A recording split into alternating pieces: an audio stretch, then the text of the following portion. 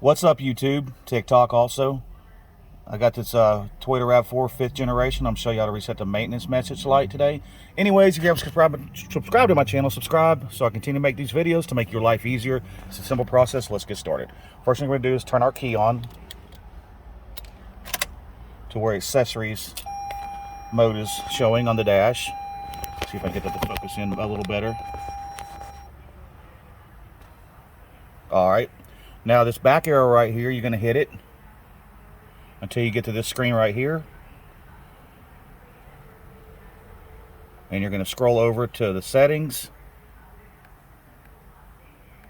that little gear icon, and then scroll down to vehicle settings.